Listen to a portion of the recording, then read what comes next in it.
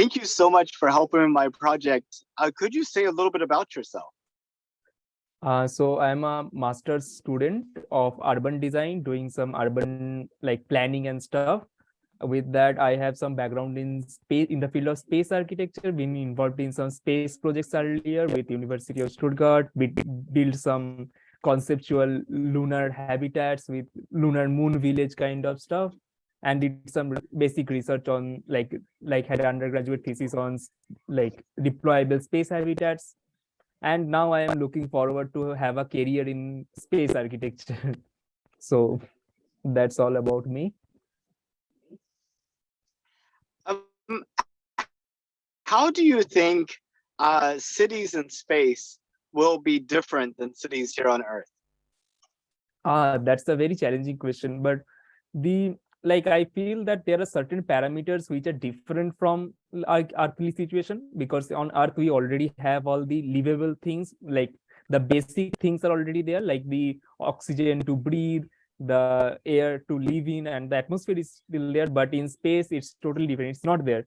So like we need to focus on that, like the habitable space, how we are growing that. Like we need to focus like how we grow our space there, because like till now since 1970 no one has gone there to moon. Like that is the only planetary surface we have ever visited by human. So like it totally depends on that how we like manage the whole situation up and how economic work, because like we cannot have more habitable space like without less economic. So that's it, I feel. Yeah, it's really interesting. I mean, living in cities today, there's essential utilities that we have, such as water and sewer and trash pickup, and I would also say that electricity is vital too. But the Yeah. thing is, you can live quite a bit without any of these things. However, without air, Yes. it's just a matter of minutes and seconds. Mm. Uh, Yeah. how does that change the dynamic, in terms of the way the city's put together and kind of like the type of control, like the Yes. central authorities Yes. have and that type of thing? Yes, yes. And since this is a very early bit, like we're thinking from a very early stage, because nothing is there right now. So there is a part of selection that will be happening, like from Earth, who will go and who will not, because here we have a lot of variety on Earth. We get to meet to a lot of type of people, but on space, it would be pretty different. So like NASA will have some like categories of selection, like this would be scientist gang, this would be like engineering gang, this would be architects gang, and then they would mix up and mash up and then they will send. So that is also a thing, like less diversity, but like it will be more like disciplined way of living in space like for now. But when we will have like after let's say 200 to 400 years from now, we can see like we can see a urbanism kind of scale that is growing up. Like then we will get some more variety, and like people can think more about like, wow, this can be also possible in moon, so why not on Mars? So that is the kind of thing that will happen eventually. Yeah, it's kind of interesting that first generation, everybody that's there wants to be there. And that Yeah. second generation, they didn't get any choice. Yes. Well, I had a few questions about the moon that I wanted to ask you. Yeah. So do you remember how you found out that NASA was sending people back to the moon? Okay, so I am a very space nerd guy. So I follow NASA, like, and my country's space agency ISRO's space programs in very details. So like, so I know like after 50 years they are planning, like it was the year 2022 they were planning to send humans, like exactly after 50 years. That was initial plan of NASA, but later it got shifted to like I think 2024. But I am very happy to see that Artemis 1 got launched, because like I was also very like last 2 to 3 times it got cancelled like due to hydrogen leakage. And like this time also, when like it was around t minus 15 second, like minus 1 hour 15 second, like there was still a hydrogen thing happening, like it was still leaking, and I was still worried, okay, how should this time also like don't go to fail. But still it got successfully launched, and I'm very happy to No, and I also follow this Luna mission. I saw that Luna mission online, DART missions. So I follow all these NASA stuff. Well, would it surprise you to find out that when I talk to people at like coffee shops or at the store or at the airport, most of them, and it doesn't matter where I ask them, here in the US, in the UK, in Mexico, most of the people have no idea that we're sending people back to the moon. Yeah, like most of the people are like from the most of the people's perspective, it's pretty different, because like leaving Earth and going to space is a very big thing. Like being an astronaut is a very big challenge and a very big thing, because you see hardly 0.06% only end up being an astronaut in daily life. So that's a very big thing. And also, like from economical point of view, some people think that okay, like it is a lot of wastage, like people think that it's a wastage of money, because they don't like see the broader perspective. But yeah, for me it is I came to know that like I read some of the Apollo reports, and I was like, I know that how people have been there in space, and like I studied the way people live, what the is their preference, because I also talked to some mere astronauts from European Space Agency recently. So like my work is totally driven towards this field. So like I'm very happy to see the first generation. And even I heard that after Artemis 4, there would be a permanent lunar settlement with gateway orbit. So that's amazing thing happening. Yeah, I mean, I'm really looking forward to like later in this decade, I hope, where we have a permanent place on the surface.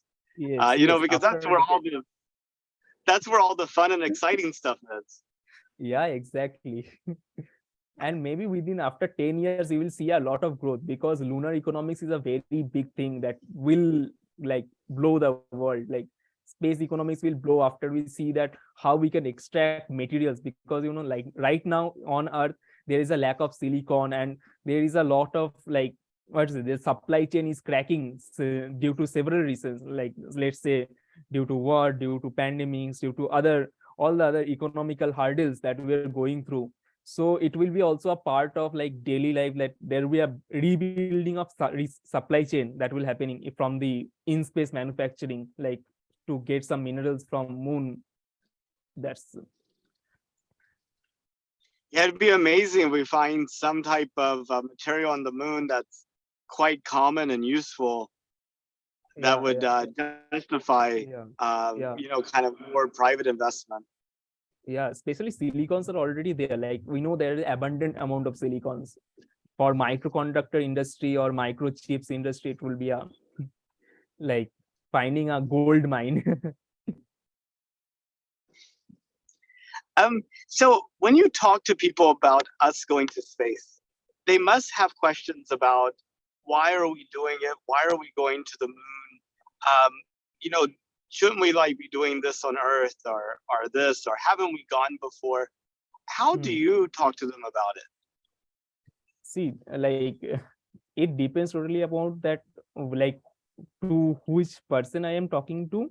So there are two, three main aspects that comes. So one is that like some people know about the overview effect. Like if anyone like goes to at least at a suborbital level, they get a overview effect. So it happens that they get a worldly view, like they know that how lone we are, like how unique we are. So like that most people don't realize, like even like I haven't gone to space till now. So like I heard from the astronauts that how they feel, like how like what their feelings are. So I think it's pretty amazing, like it helps a person to be a better version of their self. So that is one aspect like we must like consider, and I think citizenship astronaut program is trying to do something like that. And there are other aspects like economics. For economics, like initially I know that there are some bonds, and like economics is a big challenge for space industry. But still, like with space industry there are some military advancement and also some technological advancements. So previously if you see some of the developments which I mostly mentioned, is that like the microconductor industry or the chip, the computer, motherboard, all things came from 1970s Apollo program. Like those are the first thing that IBM computers were being used, and those things happened when Apollo happened, and it was also like a result of space race, you must say. And also the micro oven technology which we use currently in our daily home appliances was even from the space technology thing. So like what, there will be more coming. So already that happened a lot, and it's in our home right now. So more technologies would be developing like too soon. So that.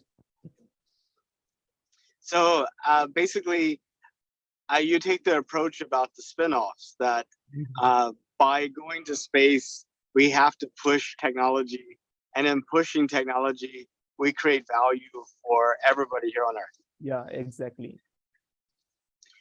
Um, when you think about the future, like 200 years from now, what does it look like to you? So 200 is a very big number, I know, like it's 2 centuries after. But previously I believe in that. Like when I was studying my architectural degree, I used to write a lot about history. Like, so I believe that history gives us a chance to look into the further. So if you look into the history, we can see that around 1970s, we see the Apollo program, and around 2000, we see the ISS, which is the longest duration of longest duration of man's presence in space. And then we see around 2020s, like after 50 years, we are again planning to go back to moon. So like after in 2030s, around 2030s to 2040s, we will get a like a concrete hold on how a settlement must happen. Because like other planets, like if you see on Mars or other planet like Venus is there, like there are some options are there still, like happening options are there. So if we see those, there would be like we get the concrete hold of habitat ship. And like let's say around 2040s, um like what is it, like urbanism is happening around. And there is also a chance that we will get a like, since when we will start thinking of going to Mars, we will also think about how we survive in deep space missions, because going to Mars is a very big challenge, like it will take 2 years. So again, like it will advance our technology further, like how humans survive for a very long time. And we will have technologies against solar flares, which is also a challenge we have try to avoid while having our missions. Then like the next big step would be like deep space communication, because like when we have that control of hold to going to Mars, going to moon, we also need to have the communication stronger. If we are like at the end of 200s, we might be planning to go to Titan or somewhere like that, or maybe some planet to like which will take around 4 to 5 years to go, like get some habitation stuff there, and some exoplanets kind of stuff similar to Earth, kind of that thing. So like before that, we will be like before 200 we will be limited to the solar system. But it totally depends on the economics, because on Earth we need to think that how we everyone from the Earth like have to go together. If someone one is going, like we shouldn't leave everyone behind. And that's how like we see the space, how space agencies work, space industry work. Because one failure really pushes space industry to a 10 years back. So stable economics and stable everything will like give a high edge to develop the space. That would be awesome. So you think that in 200 years, we definitely have people living in other places in the solar system besides Earth? Yeah. Like after 200, it's after 200, but by 200 we will definitely have some urban developments on moon or Mars. That would be amazing. I like to take that 200-year question and flip it around on you. Now, imagine you're somebody that lives 200 years in the future. What do you think would be worth remembering about this decade? And you can use your imagination about what's going to happen in the next few years as well. But Like is if there I anything in the 2020s that would be worth remembering in 200 years? 2020s is like pandemics. I like the only thing that I think I will be remembering is that pandemic, the huge pandemic that have happened, and like how we cope up. And like in 2020 is the most important thing, how technology changed actually. Like if you see that how we shifted, like we know that home working also exists. Like before 2020s, we really didn't care about how homeworks existed. So that is the one thing. And also like how the first generation of living on moon started. So that is also a very big thing. So it totally depend on that how the missions proceeds further, and like it's the starting point, and like I am very proud to be part of this starting point. Like we can witness the thing. Yeah, I really feel like this decade is sort of to space what the 1990s were to the internet. Like this is the decade when you start to really see that fundamental change. Yes. Yeah. So if you could, would you take a trip to space? If like if I get a chance, and if I believe that it will be benefit for human beings, then definitely I would like to take a trip to space. It's like space always fascinates me, like from the very early age. Like space is like infinite for me, like, and infinite is something like that goes very vast around, and also like something that we very squeeze around. Like if we tends to zero, that is also infinite thing, and if we like just grow and finding to like the age of universe, that is also infinite. So it's a wholesome thinking. Like I get like overwhelmed by the thing of infinite and space. So yeah. I know it's a difficult concept to think about. Once you start thinking about it, you can't stop. Exactly. Now, um, how far would you consider going? Would you just go like to orbit? Would you go to the moon? Or would you consider immigrating to Mars? Ah. So first of all, yeah, definitely, like if I get a chance to go beyond Mars, then also I would like to take that chance, because we need to explore space, and space is vast. Like not going to Mars is just like a very tiny bit in our whole observable universe. So why not?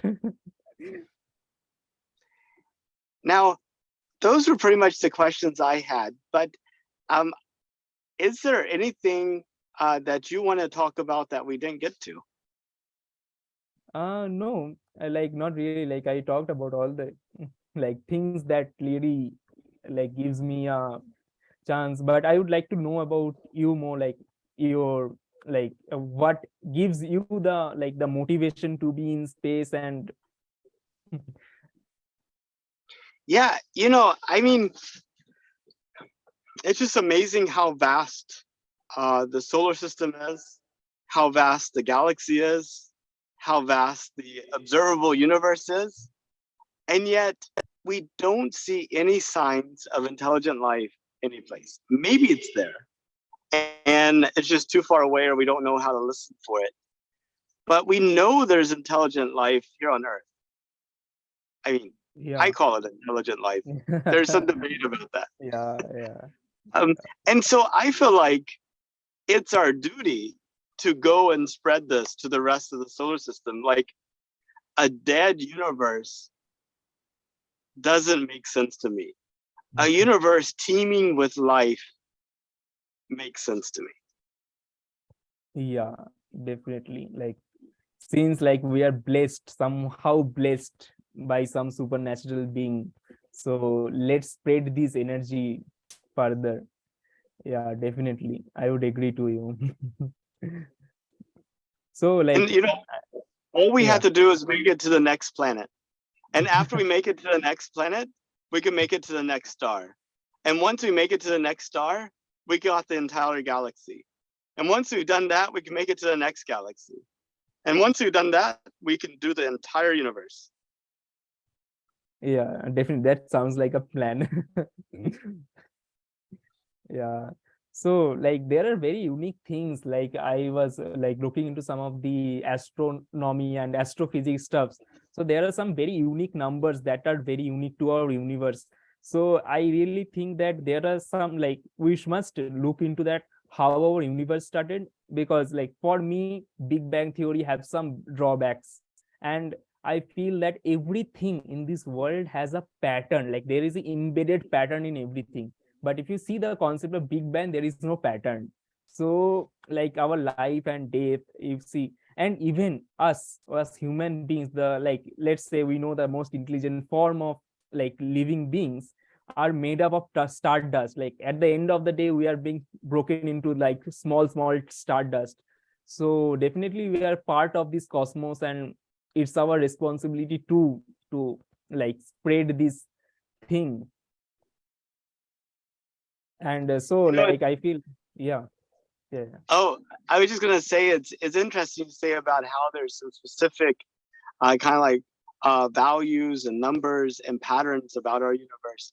I was reading this theory that basically black holes create universes, and that in the process, it creates universes that are very similar to the one where the black hole was originated from, but not always exactly the same. Like, um, there's like little changes in some of these values, and there's certain things that you need in order to actually have the formation of black holes.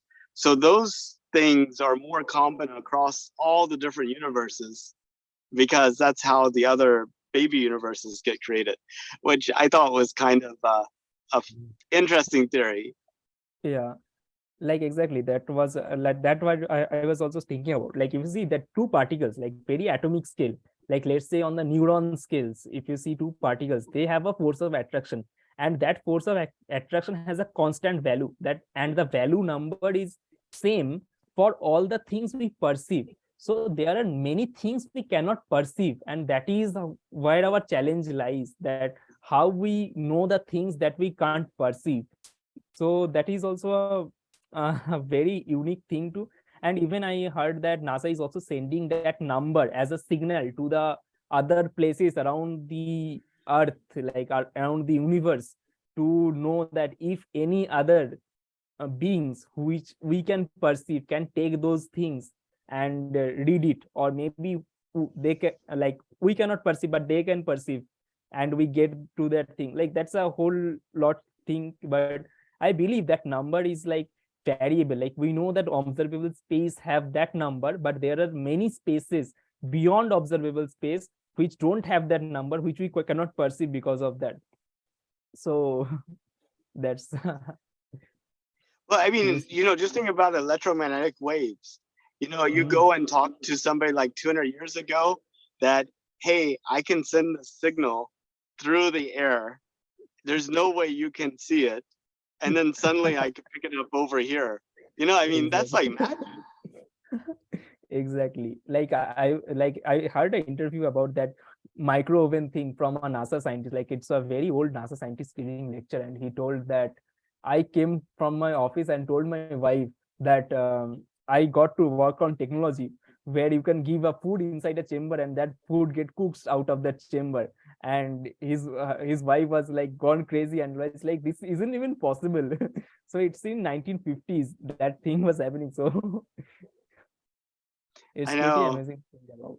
It is. I mean, even just having this conversation, you go Yeah, tell somebody 20 years ago we do this, and they would just think it's insane.